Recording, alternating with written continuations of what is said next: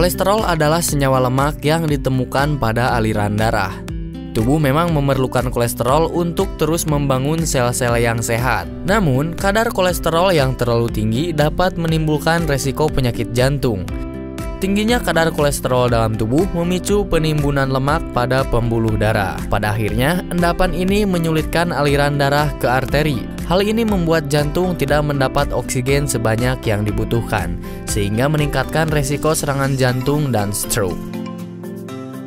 Lantas, apa saja penyakit yang dapat terjadi akibat kadar kolesterol yang terlalu tinggi? Mari kita bahas bersama.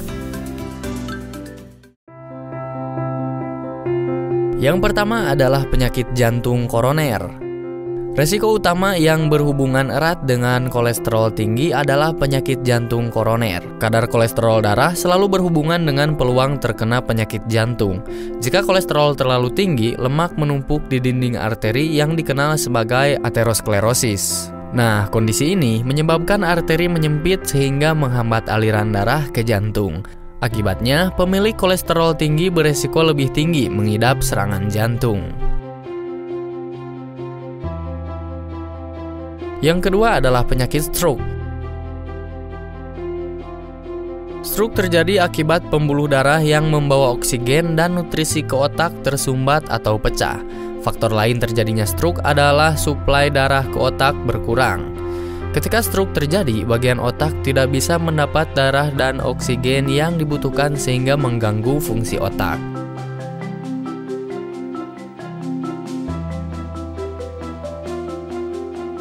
Yang ketiga adalah penyakit arteri perifer.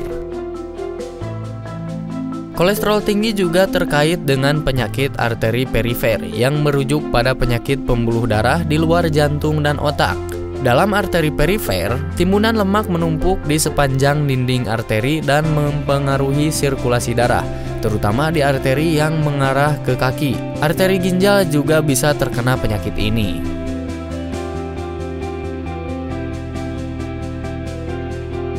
Yang keempat adalah penyakit diabetes tipe 2. Diabetes tipe 2 adalah penyakit yang masih berhubungan dengan kolesterol tinggi.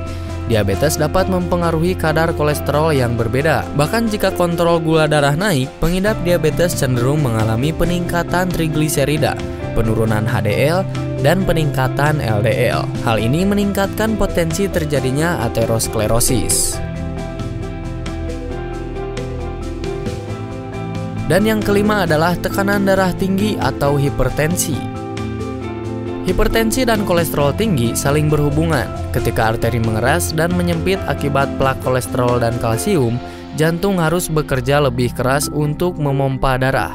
Akibatnya tekanan darah menjadi tinggi dan tidak normal. Nah, sangat penting untuk kita mengetahui kadar kolesterol agar terus terkendali. Maka dari itu, jangan lupa ya untuk selalu cek kadar kolesterolmu. Jika kamu rasa video ini bermanfaat, silahkan like video ini dan share video ini supaya bermanfaat juga untuk semua orang. Dan sampai jumpa lagi di pembahasan berikutnya.